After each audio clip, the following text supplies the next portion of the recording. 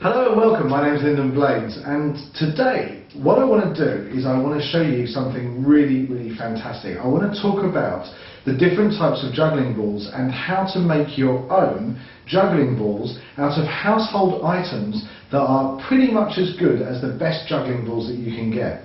But first of all, I want to talk about what the differences are in juggling balls and juggling equipment. And the first thing is that people always say to me, oh wow, I've just learned to juggle, you haven't got any tennis balls, have you? And the thing is with tennis balls, they are probably the worst thing that you could possibly use for juggling. And the reason is that when you're juggling anything that's got a hard surface, it's really unforgiving. It bounces off the hard parts of your hand.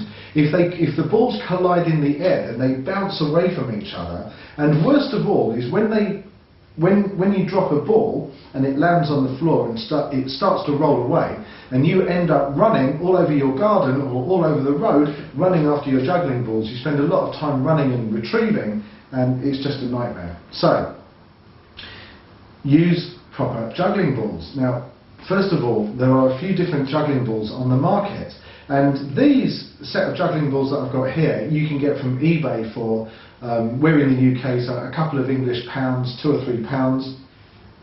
And the thing with, here's some that are out of the tube. The things with these is that they look, on the face of it, they don't look too bad. The first thing that I notice about them is that they're really quite small, which actually, if you're a small person and you've got really small hands, that may be an advantage. But a bigger ball is easier to catch, so they are a little bit on the small side. But by far the worst thing about them is that they're not very squishy. Okay? These balls are quite hard.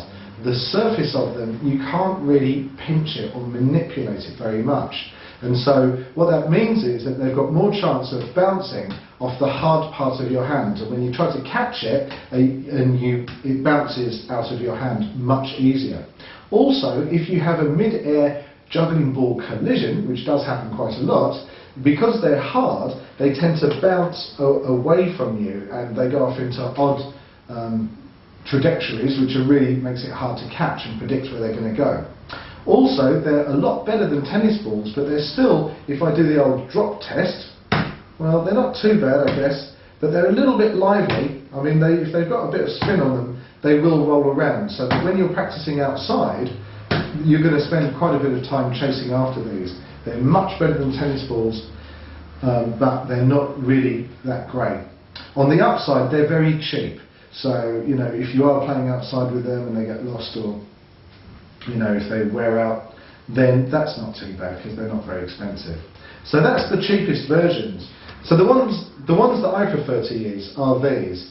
They're quite a little bit more expensive. These are probably about 10 to 12, 15 English pounds for a set of 3.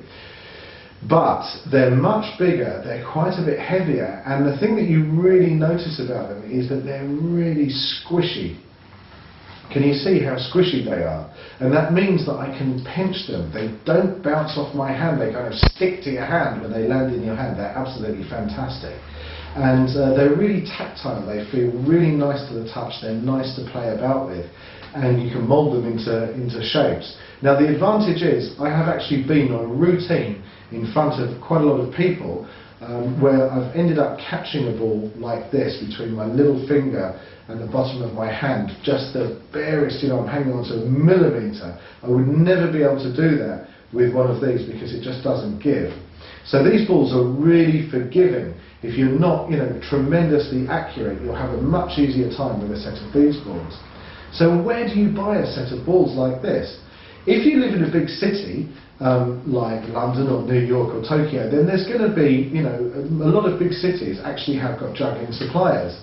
These days, if you go to websites like eBay or on the internet and do a search for juggling balls, you'll get quite a few people who are selling them on websites. These are called spotlights or thuds. That's what they're called. And the reason they're called thuds is that when they drop, they just go thud and they stop dead. So you don't spend any time running around. Even if I give this a bit of a spin, it just doesn't go anywhere. If I do the same thing with one of these, it rolls all over the table. So you can imagine if you drop this from a great height, then that's magnified. So you've got the cheap juggling balls, you've got the nice expensive squishy professional juggling balls, and these do last a long time.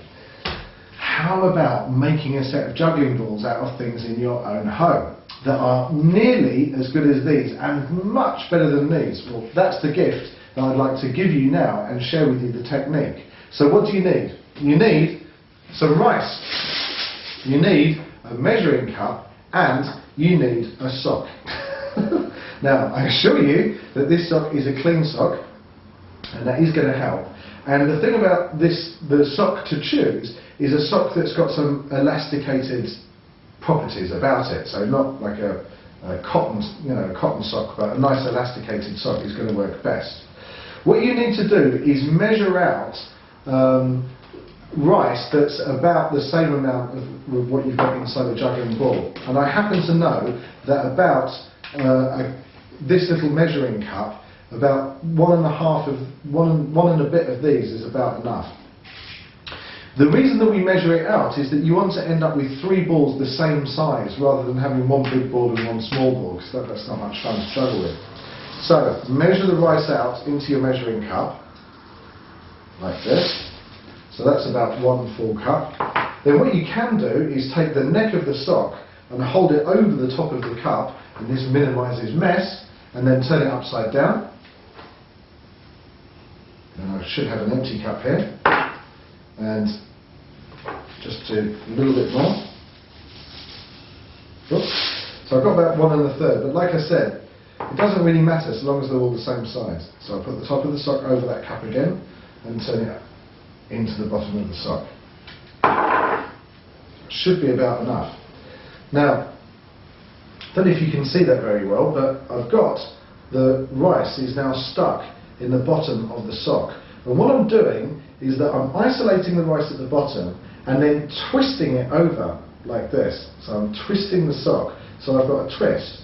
Now what I'm going to do is I'm going to turn this sock inside out around that twist. So I've got a good twist in there, and then I turn the sock inside out around itself like this, and then shake it down to the bottom. And then I've got the same situation again. So I've got all the rice there, twist it round, and then turn the remainder of the sock inside out around it.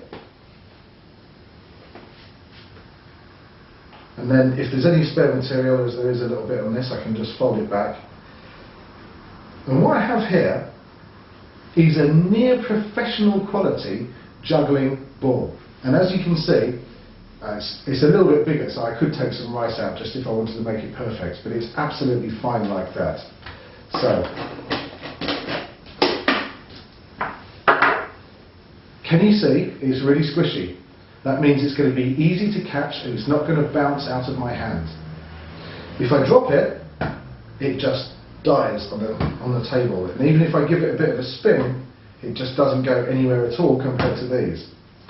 So I need 3 of these, and I can use this just perfectly well as a juggling ball, and that will be absolutely perfect.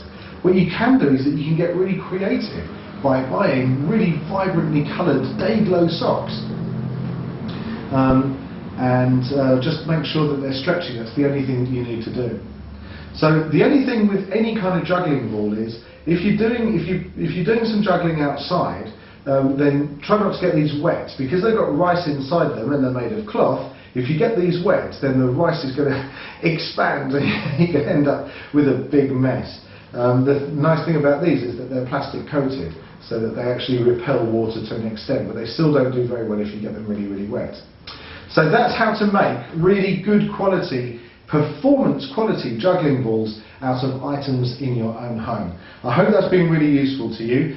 Please go and visit my archive on freejugglinglessons.com and help me teach as many people in the world as I can, completely free of charge, how to juggle and spread some happiness around. In the meantime, my name is Lyndon Blades. It's been a pleasure to talk to you today, and I'll see you soon. Take care. Bye.